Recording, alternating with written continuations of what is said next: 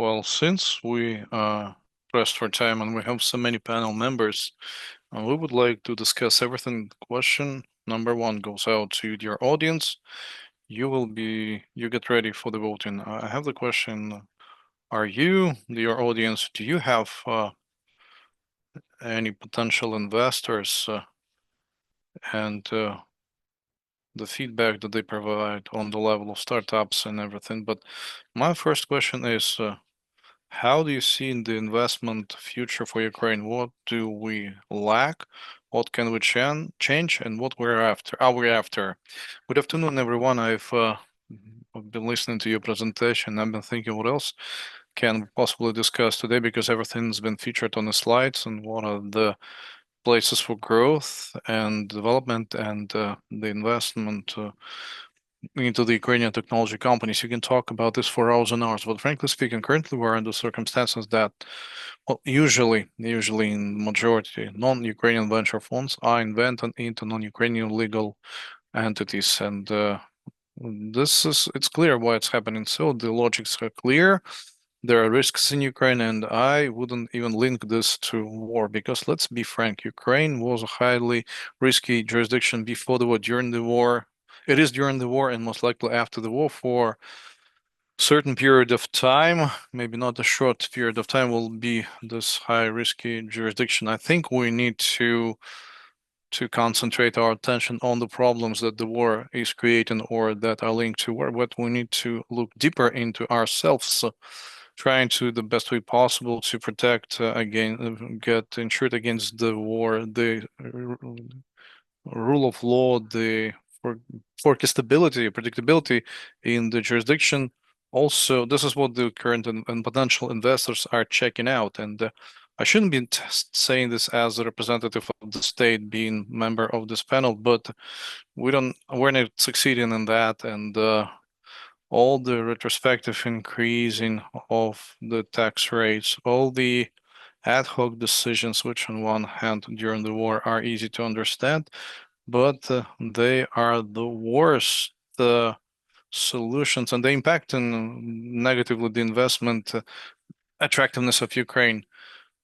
Even, well, being part of the government, I would say that we need to take into the consideration the predictability. I would work on the predictability of the laws and regulations, so they should be predictable.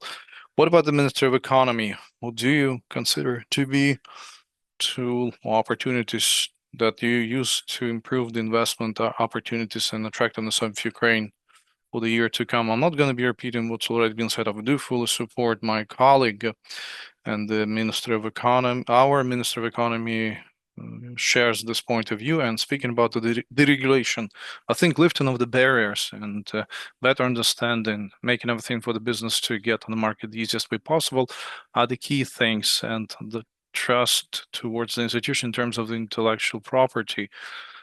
Where we're that at the top of the economical growth are innovations. This is something they need to be targeted. And this is where Ukraine has got lots of innovations, and we should go to Ukraine and be based in Ukraine. And we'd like to attain this. There are some barriers, obstacles by means of the regulation while trying to lift it. The DSCT regime is a nice tool when our systems are tuned. We fine tune our systems to generate even more funds. And we're also checking out how the other regimes are functioning. We need to fine tune and we need to figure out where we are heading as a country on how we'd like to engage more investments. Without all of what I've just mentioned, things will not be possible. So let's do the best we can. Let's do the best what we can. This is what the National Bank is the most stable institution, but the stability is one thing, but the business is, we'd like to have some dynamics to that stability. What about the National Bank of Ukraine? What do you think about 2026? And what about inflation? What about the exchange rate and currency liberalization? And what are the opportunities of access to the funds? Well, first and foremost, the National Bank is for the new financial stability. We do support the implementation of structural reform. like the rule of law, and we need to fight the corruption. What is important is for us, one of the most important things is to building up of the infrastructure of the capital markets, and to attain all of this, we need to have the microfinancial stability. And when the war started, it was a huge challenge for our mandate. That's the price and stability. We needed to fix the exchange rate, freeze it, and we needed to implement harsh measures to control the capital. We are aware that for business it was extremely tough. Gradually, we're releasing this, and this is what we're doing within our mandate. Speaking about the inflation, currently we are implementing harsh monetary policy. The inflation was two-digit. Now it's smaller, less than 10%, and by the end of the year, we're hoping to get the level of 9.2%. And this is important to engage investments because the investors need to see the consistent policy of the Central Bank of Ukraine, and definitely, and the NBU should be regarded as an independent entity. Currency policy, it's key. That we would like to the business you'd like to know the foreign exchange forex. We have no forecast for the exchange rates, and currently we are we are counting on the international support because we are the intermediary in between the state and the private sector, and we are prophesy to do it for this. At the beginning of the year, we got 46 billion of international assistance, which enable us to increase our reserves, which by late of November is going to exceed 50 billion of USD. And I would like to tell you that it was 22 billion a couple of years ago. This is a key element to secure our external resilience.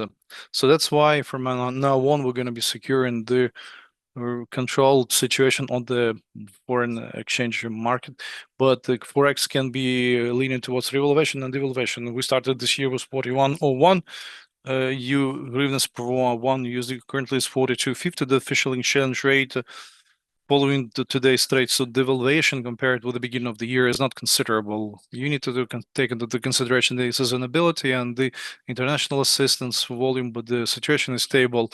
We are aware of the importance of the control of foreign expectations for the microfinancial instability, where the possible impact of the devaluation onto the dynamics of the inflation.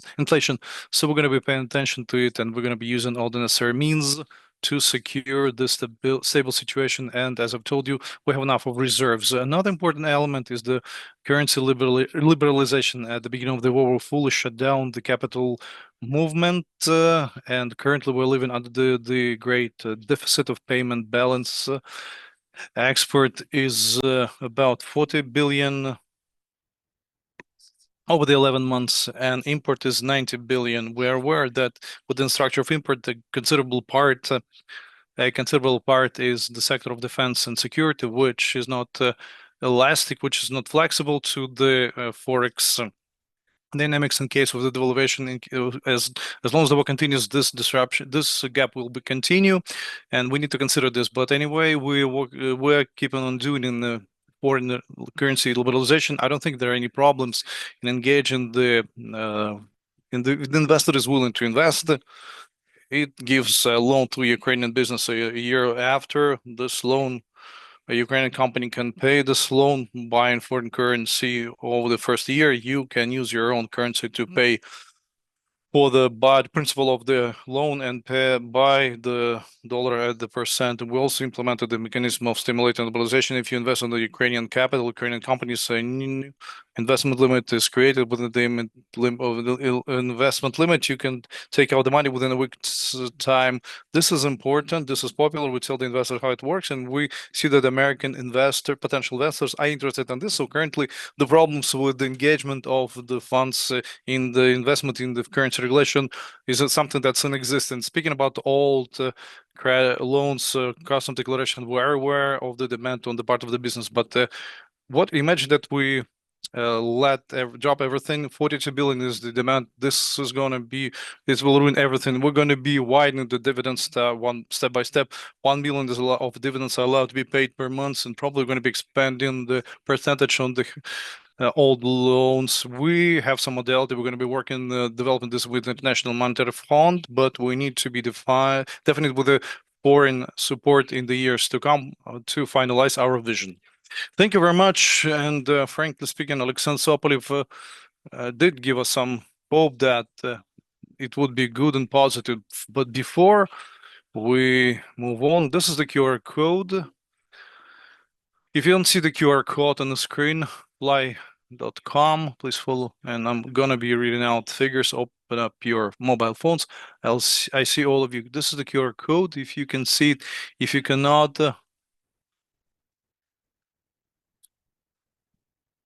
please donate a little bit to the investment and you will be fine. So, and 9525 562. If you follow the link, Mike, the first question is, this is the first question.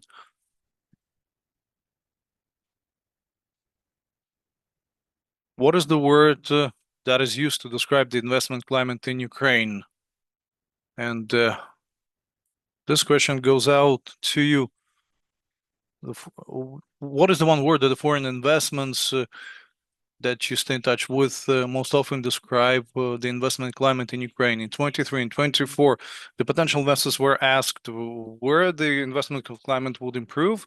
The majority say yes. Every year they say yes, but when we ask next year, they say no, it has gotten worse. And what's happening in real life? Well, saying yes is easier than saying no when you're speaking about future, because we all know that.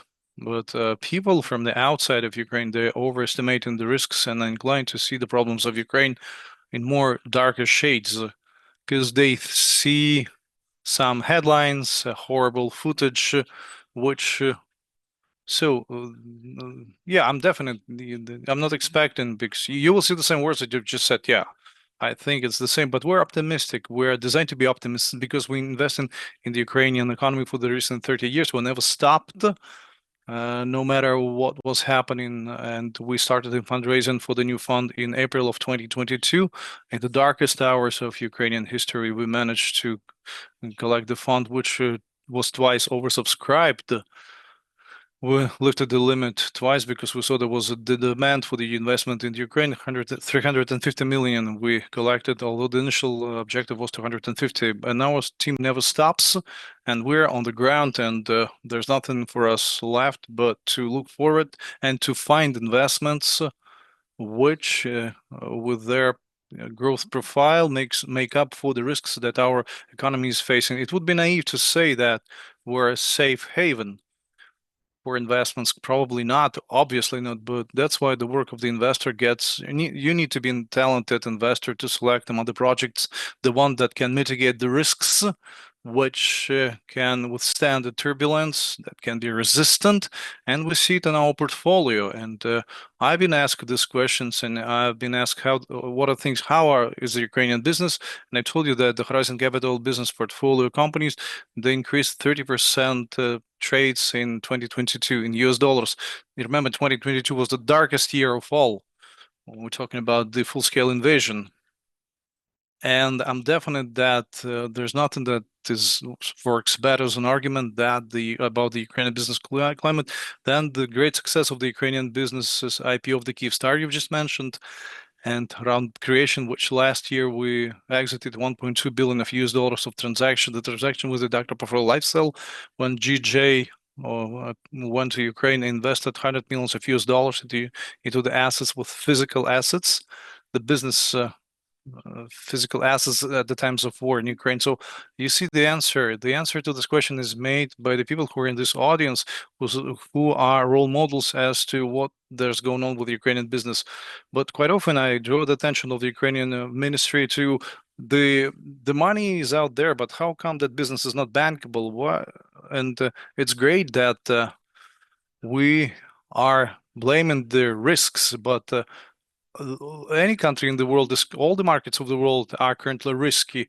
Maybe the only safe place is cryptocurrency, but okay, these are jokes. But the question, what we as a state, what can we do in order to put this uncertainty and instability to transform it, to make it less risky for the business? The National Bank of Ukraine says we're not predicting the Forex and who can we trust? And the Ministry of Digital Transformation, what do you think about 2026?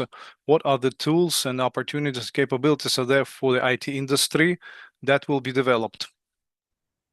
So enough of these rude words is going to be on the picture. Let's get to the next slide and the next vote. It's about your experience. Great, great, nice. Let's skip it. Do I have to say something? Well, Ministry of Digital Transformations and plans for 2026. What things are to be changed and what are the new opportunities? You know, there are many plans. I'm one of the few deputies. The things that I intend to do and my team that promotes now, we have a project ongoing, DSCT Invest. So before you mentioned, and we're going to speak where money sits. It's not a very popular thought, but we believe there are quite a lot of money are in the state, in Ukraine, and that relates to the fact that international currency restrictions installed. There are a number of businesses that makes money, real estate, RST. For whatever reasons, these money are not free to travel from jurisdiction to jurisdiction. And keeping in mind that Ukraine survives that tremendous boom of miltech, cybersecurity, many other military-related areas, we are in a situation when we have no culture of investment in technologies and developments, and there is no infrastructure for that. So now, together with the Stocks Commission, we developed a draft DSCT Invest. That's the project that would allow very quickly, in 2.5 weeks, to create a venture fund. I would stress not in a way that relates to what colleagues are doing from Horizon Capital. The target audience for this project, these are not classical IT. So these are more traditional types of businesses, those who make money here and would like to try or consider. So a bit of sarcasm to be added. Instead of buying additional parking space at elite housing, they would rather draw their attention to innovations and technologies and investments. So we would like to create that tool. We work on that, but you see there are some obstacles and issues in Parliament, how quickly things could be voted. But as of now, we have developed this draft law, agreed with the Stocks Commission, and we hope in 2026 we would be able to provide the technological sector with a tool that would allow to register a fund very easily and quickly, that would be able to invest in technological sector. So the objects of investment would be the DSCT residents. Great. So we see gradually the experience of working with international investors is coming. So many votes here, but also there are issues to the internal investors. Number of complaints to the national banks. Banks do not give loans. There are no loan money available. 2.2 trillion hryvnia stocked in the banking system. Some 200 billion hryvnia could be considered as a loan money. What the national bank thinks at all in increasing the internal loans when the loan money for risky projects, for ventures, for startups may arise, what national bank thinks. It's not true that banks do not give loans. Well, there are loans. Let's operate figures in terms no loans. Comparing the March 2022, the portfolio of legal entities increased for 170 billion hryvnia, now 540 billion hryvnia. From October to October, the loan portfolio been increased for 35%. So yes, we do provide loans. In the bank's income structure, the incomes from loans became the main ones, some 48%. So loan is taking place, maybe not in the speed that we would like to, but the war is going on. The military risk insurance system is going to be improved. The situation is going to become better.